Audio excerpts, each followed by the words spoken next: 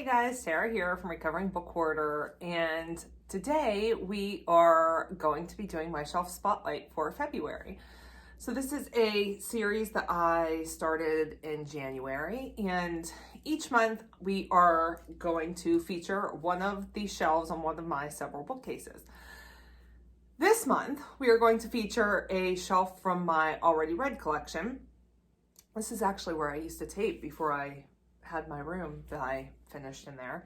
My first several videos, if you look back on my channel, were actually in front of this bookcase, but it looked much different at that point.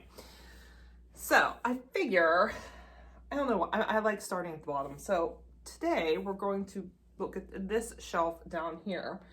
Like I said, these are all books that I've read, and yeah, let's get into it. So first of all, I decorate all my shelves. So first thing we have is this Lord of the Rings puzzle. There is actually a puzzle in here. I've done it. I plan on doing it again soon. Yeah, I like it. That sits on, that lives on the shelf. Okay, let's see. How do I want to do this? All right.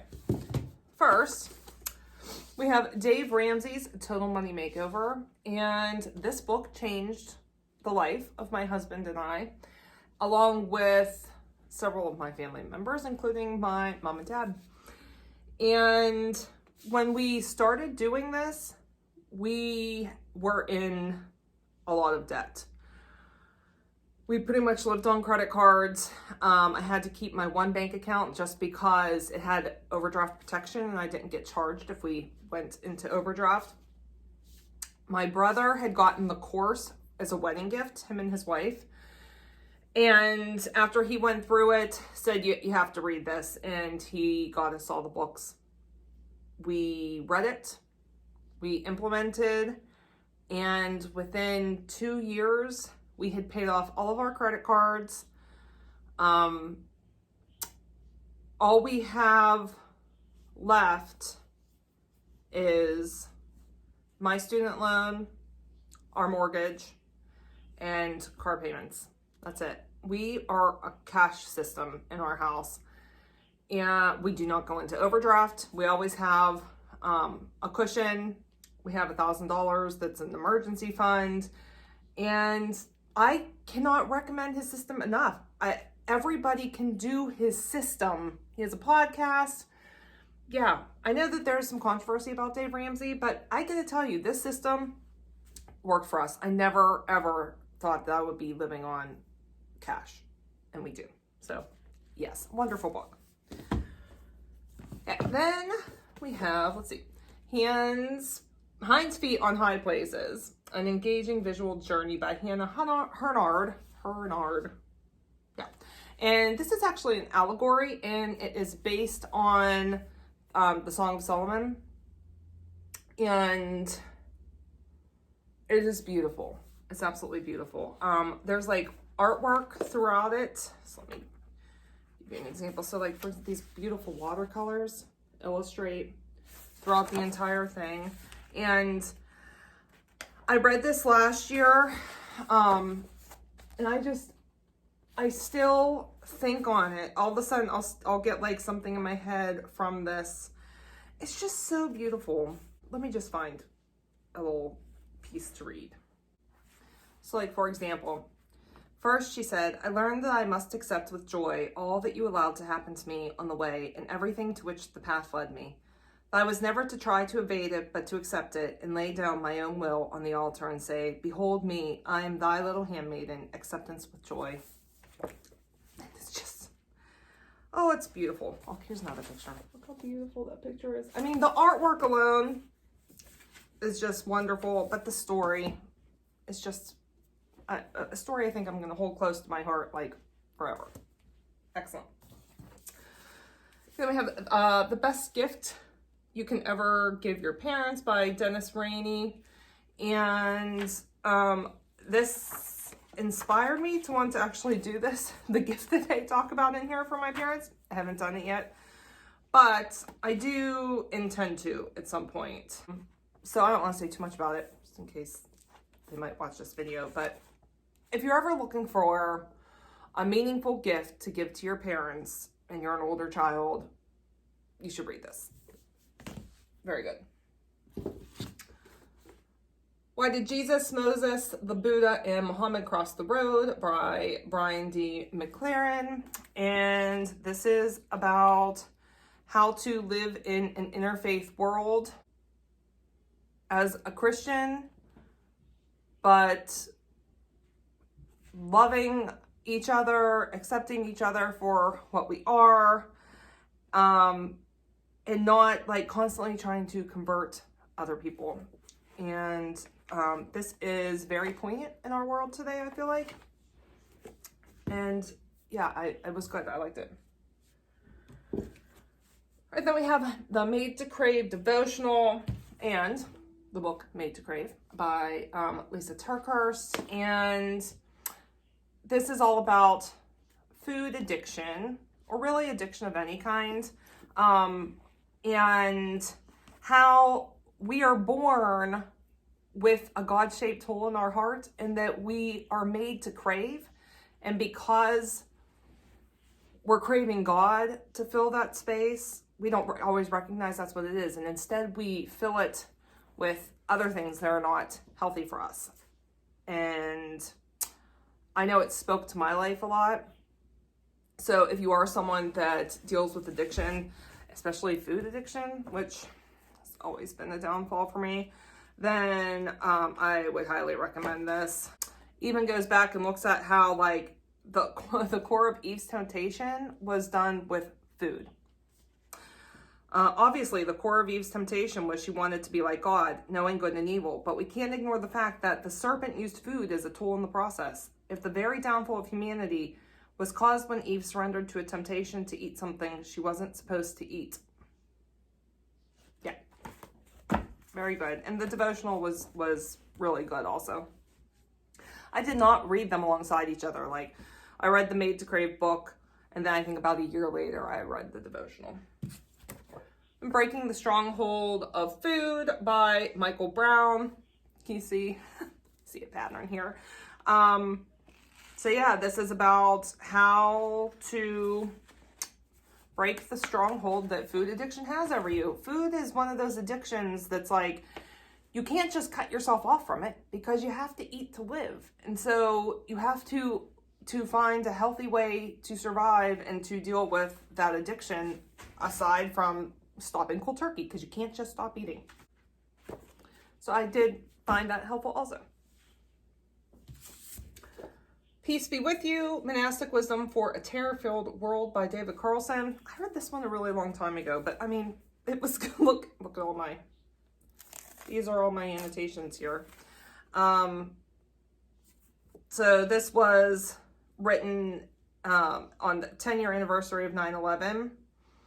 And like here, if revenge and retaliation are the best responses that our nation could muster after 9/11, then Jesus did not have to come live among us and preach a radical understanding of neighbor that includes thy enemy. Peace Be With You is the result of more than 30 interviews with abbots, nuns, monks, and other seekers at monasteries and retreat centers. Carlson reveals the untapped wisdom of these men and women in their own words as they speak with hope to a suffering world. Follow the author on this personal, moving, and at times difficult journey and discover a new yet ancient basis for genuine peace between Christianity and other religions, especially Islam. I have to tell you, reading this made me, like, I don't remember the details about this because I read it quite a while ago. What I do really remember about this was wanting to go and visit monasteries and read more about monasteries and stay at monasteries. And I just have this, like, it's one of my goals now to actually go and stay at a monastery at some point. It was very good. All right, Uncommon Ground by Timothy Keller and John Inazu, Living Faithfully in a World of Difference. And this is edited by Timothy Keller and John Inazu, and they have some stories in here, but it's a bunch of different authors and their perspectives on living in a multicultural, multi-faith world. It's like they say, loving engagement with folks with whom we disagree does not come easily for many of us with strong Christian convictions. Tim Keller and John Inazu are not only models for how to do this well, but in this fine book, they have gathered wise conversation partners to offer much needed counsel on how to cultivate the spiritual virtues of humility, patience, and tolerance that are necessary for loving our neighbors in our increasingly pluralistic culture. Fairly new too, that came out last year. Okay, Christ the Lord Out of Egypt by Anne Rice. And this is very different for Anne Rice. So like, if you know Anne Rice because of the Interview with the Vampire series, she wrote this after she reaccepted, I guess you would say, her Catholic roots.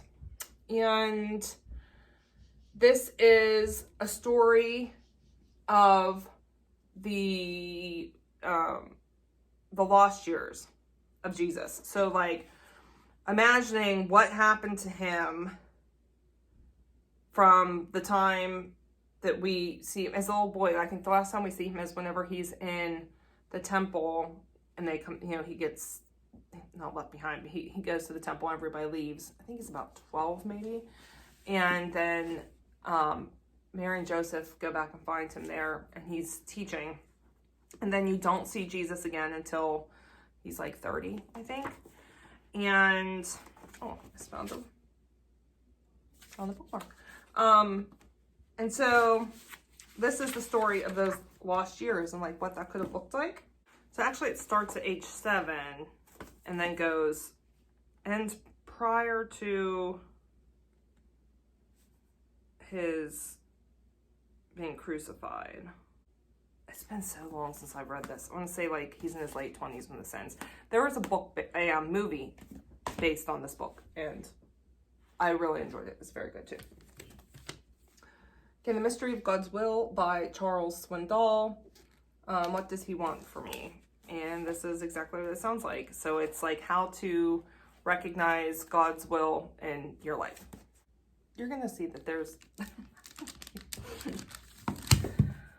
oh, not necessarily in order on these things. Okay, this is totally apart from that kind of stuff. Stranger Things, Worlds Turned Upside Down, the official behind-the-scenes companion, forwarded by Matt and Ross Duffer, and this is just such a fun book. If you are a Stranger Things fan, it's made to be like a library book. It has like the old plastic cover that you get on library books, and it is like destroyed. It says it's in fair condition, like it's been withdrawn. You see it's like that.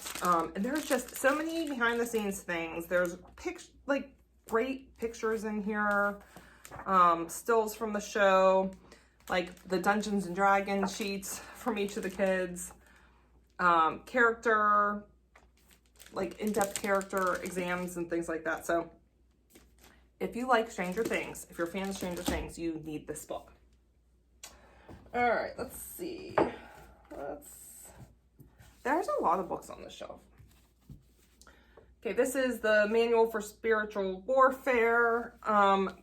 And this is like put out by Tan Books is who did this. And this is really like a Catholic perspective on spiritual warfare. And it's meant to be like a book that you can carry with you.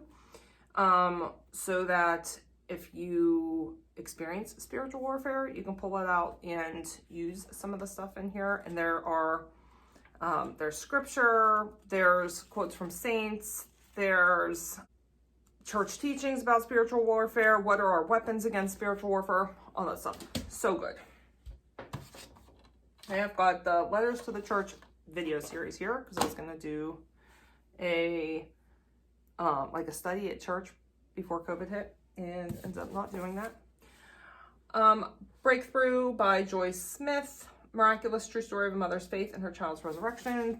This was turned into a book. So this is about her son who fell into ice and he died. They called him dead. I mean, he was dead for hours. And she prays this prayer and he comes back to life. I mean, he comes back to life.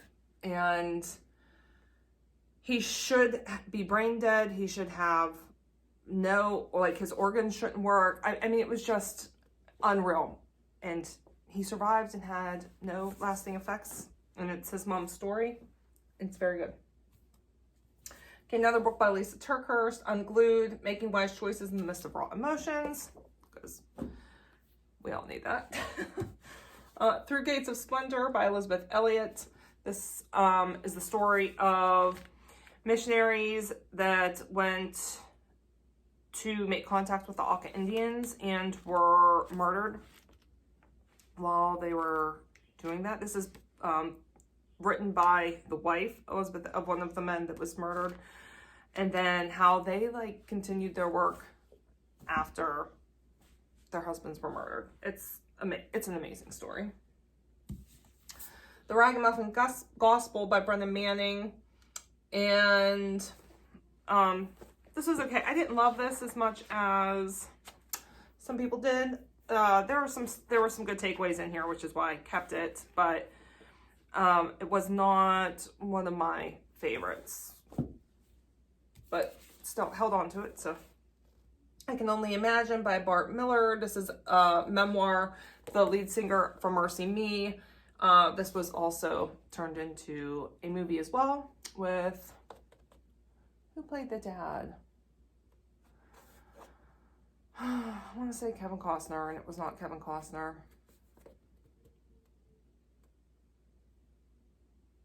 I can't remember. I'll put his name on the screen. Anyway, it was good. I still haven't watched the movie. I need to. The Hope of Heaven by Alan M. Helene Jr. And this is, his son committed suicide. Pretty sure the dad is the one who found, yes, for sure. The dad is the one that found him. And it's about how God made his presence known to him in the midst of this horrific tragedy. All Creatures Great and Small by James Herriot. I love this book so much, and it is now a show on PBS that I have not watched yet. But it is the memoirs of a veterinarian back like early 1900s, James Herriot, and I think is he in England or Ireland? I think Ireland, in Yorkshire. And like his antics and what he experiences and gets up to, and you laugh, you cry. I mean, this book is like everything. It's just so good. The second one is on, there's like 4 or 5 in the series. The second one's on my list for this year. The Wedding Dress by Rachel Hawke. The story of 4 lovable women miraculously bound by one gown whose lives span a century will take your breath away. And this is just so good. I love books about wedding dresses, and this is one of them. It's a generational book, like it says, across 4 generations, and it's beautiful. There's 2 more, I think, in the series I haven't read yet. Okay, The Hiding Place by Corrie ten Boom. Okay, Corrie ten Boom. I love her. Her family, I'm trying to think. I think they lived in Sweden. And their family used to hide Jews during the Holocaust in a hidden room. And eventually they're caught. And her and her family are put into concentration camp. Ravensbrück, I think, is where they're taken. It's horrific. And it is her story and about how God showed up in that concentration camp all the time. And Corrie survived. Her sister Betsy did not. And it's heartbreaking, but gives you such faith. And to see her faith is just, oh, she's one of the true heroes of the faith. She's amazing. All right, let's see. Then we have, I'm just going to show these all at once. Ooh. Most of the books in the Left Behind series by Tim LaHaye and Jerry B. Jenkins. And this is a novelization of the Book of Revelation and one idea of what could happen. I think there's 12 books. I do not have them all. I need to get the rest. I have 1 through 5 and then 9 through 11 here. There's more. And this is the book that really led me to become saved after I read this. I mean, there's so much that goes into my testimony, but this is a big piece of it, and I love that series. It's on my list of books I want to reread. Okay. The Midwife, Memoir of Birth, Joy, and Hard Times by Jennifer Worth, and this is the book that the show, The Midwife, called The Midwife, is based on. And these are all like short stories about midwives back post-World War I. I can't remember. I'm not sure if it's World War I or World War II.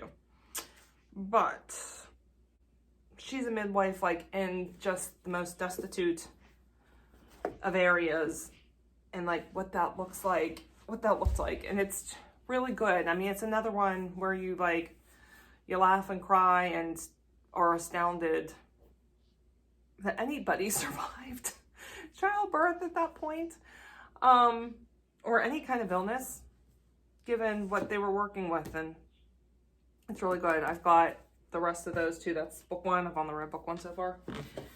Okay, then we have several books by one of the people that I would like to be my best friend, and that's Tim Gunn. I love Tim Gunn so much. Whenever I watch Project Runway, because he's not on them now, but I was like, oh, I get to see my BFF again. And he's just such a wonderful person, and his writing is wonderful.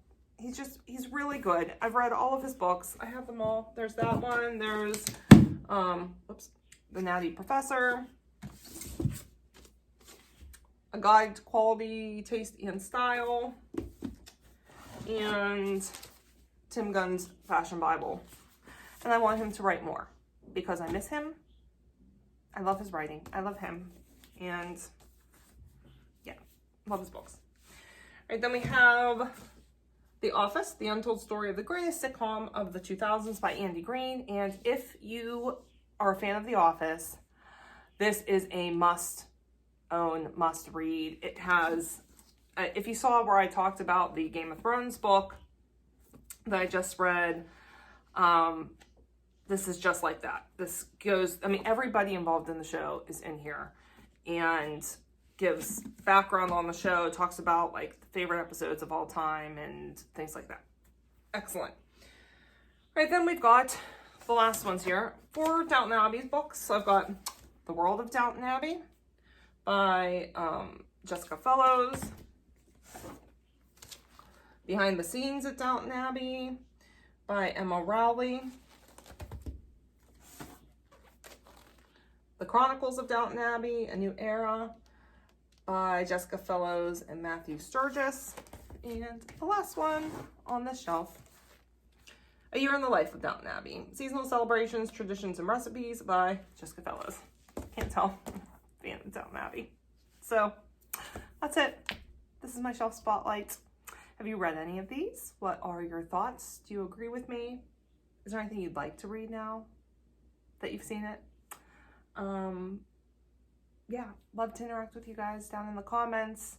Down in the description, you'll find all kinds of links, email, Instagram, Goodreads, all that good stuff. So if you want to find me other places, it's there. If you like what you see, go ahead and subscribe and give me a thumbs up.